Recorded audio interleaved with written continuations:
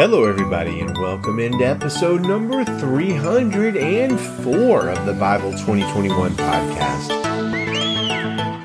We are reading John chapter 13 today, and our focus is on how Jesus is the ultimate servant king and how we are supposed to love each other. So I do want to point you to our website, Bible2021.com, and I want to point you to our goal to get as many people as possible immersed in daily Bible listening, reading, following, understanding, and sharing. Jesus does something in John chapter 13 that is absolutely mind-blowing and stunning. And honestly, the only reason it doesn't quite affect us like it should is because most of us have already heard it before. So the magnitude of what we're going to see Jesus doing in this chapter has sadly lost some of its impact, which is a shame because the fact that Jesus stooped down to wash the feet of his disciples is just utterly astounding. He is facing the most extreme trial that anybody has ever faced before. And if anybody ever needed some encouragement or care, Jesus did in this moment. And yet, instead of asking his disciples to serve him and cheer him up, what does Jesus do? Well, let's go ahead and read.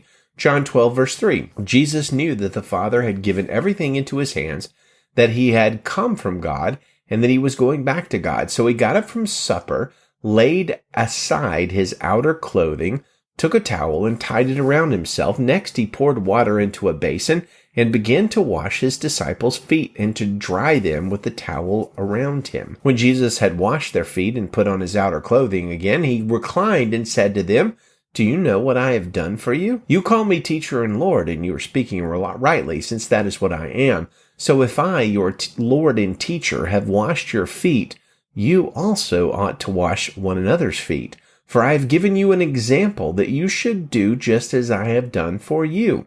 Well, look, in that culture, as you might imagine, washing somebody's feet was a very lowly job. And yet Jesus, the magnificent King of Kings who created the world by his words, washed the nasty old feet of a bunch of guys who walked everywhere and didn't have showers. And that's incredible. Why did Jesus do this, and what can we learn from it? Well, he explains himself to a degree. He calls himself their teacher and Lord, and he points out the role reversal that has just happened. And then he tells the disciples why he did what he did, because they are supposed to do for each other exactly what Jesus has done for them. And when I say exactly, I'm probably mean metaphorically what Jesus has done for them. Because, does this mean, this passage, does it mean that Jesus wants all of us to wash each other's feet, or something different going on here, something deeper? Well, I think it's something deeper. Although I have no problem whatsoever with foot washing,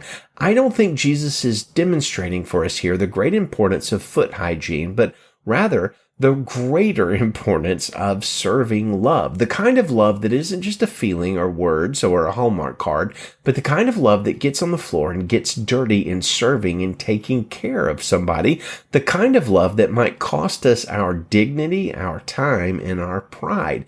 And Jesus kind of points us in this direction elsewhere in Luke 22, verse 24, where it says, "A dispute arose among the disciples about who should be considered the greatest, but Jesus said to them, the kings of the Gentiles lord it over them, and those who have authority over them have themselves called benefactor, but it's not supposed to be like that among you.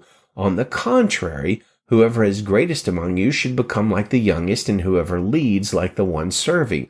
For who is greater, the one at the table or the one serving? Isn't it the one at the table? But I am among you as the one who serves." So Jesus came as a king who serves, and he tells his disciples, including us, that such is the way that we are to love one another, not just with words, but with actions, serving each other. And the fact that Jesus washed his disciples' feet pretty much means that no servant love task is too menial or low for us to do. Jesus' washing of his disciples' feet is an example and a command to us to love each other in a really genuinely radical way. And we're going to see this if we keep reading. We get to verse 34 where Jesus says, "I give you a new command, love one another. Just as I've loved you, you are also to love one another." You get that? just like I have loved you. You are to love one another. By this, everyone will know that you are my disciples if you love one another. So what kind of love are we supposed to show each other? Well, the kind of love that Jesus has just shown his disciples in this passage. And what kind of love is that? Well, it's a bending over, stooping down, getting on the floor, feet washing kind of love, the kind of love that bruises your knees and gets your hands dirty, the kind of love that elevates the other person and lowers us, the kind of love that blesses others and costs us.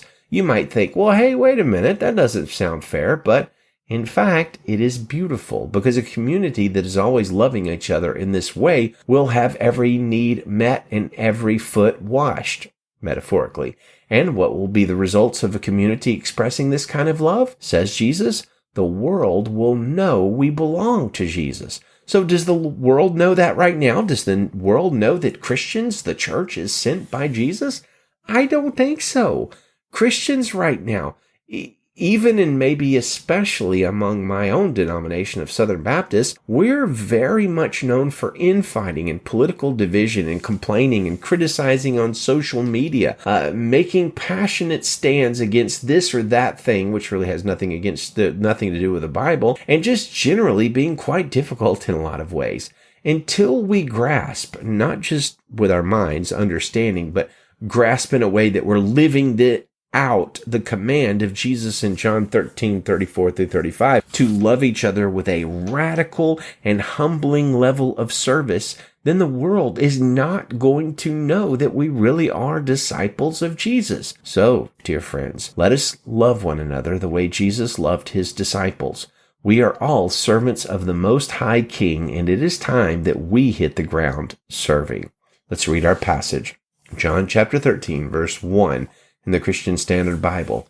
Before the Passover festival, Jesus knew that his hour had come to depart from this world to the Father. Having loved his own who were in the world, he loved them to the end. Now when it was time for supper, the devil had already put it into the heart of Judas, Simon Iscariot's son, to betray him. Jesus knew that the Father had given everything into his hands, that he had come from God, and that he was going back to God. So he got up from supper, laid aside his outer clothing, took a towel, and tied it around himself. Next, he poured water into a basin and began to wash his disciples' feet and to dry them with the towel tied around him. He came to Simon Peter, who asked him, Lord, are you going to wash my feet?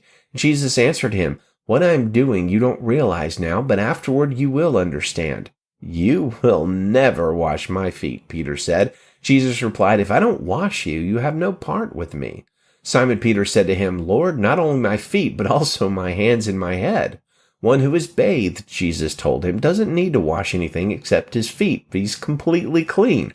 You are clean, but not all of you, for he knew who would betray him. This is why he said, not all of you are clean. When Jesus had washed their feet and put on his outer clothing, he reclined again and said to them, Do you know what I have done for you? You call me teacher and Lord, and you are speaking rightly, since that is what I am. So if I, your Lord and teacher, have washed your feet, you also ought to wash one another's feet, for I have given you an example that you should do just as I have done for you. Truly I tell you, a servant is not greater than his master, and a messenger is not greater than the one who sent him. If you know these things, you are blessed if you do them. I'm not speaking about all of you. I know those I have chosen, but the scripture must be fulfilled. The one who eats my bread has raised his heel against me. I'm telling you now before it happens, so that when it does happen, you will believe that I am he. Truly I tell you, whoever receives anyone I send receives me, and the one who receives me receives him who sent me. When Jesus had said this, he was troubled in his spirit and testified, Truly I tell you, one of you will betray me. The disciples started looking at one another, uncertain of which one he was speaking about. One of his disciples, the one Jesus loved, was reclining close beside Jesus, and Simon Peter motioned to him to find out who it was he was talking about. So he leaned back against Jesus and asked him, Lord, who is it? Jesus replied, He is the one who I give the piece of bread to after I have dipped it. And when he had dipped the bread, he gave it to Judas, Simon Iscariot's son. After Judas ate the piece of bread, Satan entered him, so Jesus told him, What you're doing, do quickly. None of those reclining at the table knew why he said this to him, since Judas kept the money bag. Some thought that Jesus was telling him, buy what we need for the festival, or that he should give something to the poor. After receiving the piece of bread, he immediately left, and it was night. When he had left, Jesus said, now the Son of Man is glorified, and God is glorified in him. If God is glorified in him, God will also glorify him in himself, and will glorify him at once. Little children, I am with you a little while longer. You will look for me, and just as I told the Jews, so now I tell you, where I am going, you cannot come. I give you a new command. Love one another. Just as I have loved you, you are also to love one another. By this everyone will know that you are my disciples, if you love one another. Lord, Simon Peter said to him, where are you going? Jesus answered, where I am going, you cannot follow me now, but you will follow later. Lord, Peter asked, why can't I follow you now? I will lay down my life for you. Jesus replied, will you lay down your life for me? Truly, I tell you, a rooster will not crow until you've denied me 3 times. Well, my friends, let us close with our Bible memory passage for the month of October. I believe this is the last day we will be reading through it. It is 1 John 4, 7, and 8. And it says, dear friends, let us love one another, because love is from God, and everyone who loves has been born of God and knows God. The one who does not love does not know God, because God is love. Amen. Good day to you, friends, and Godspeed.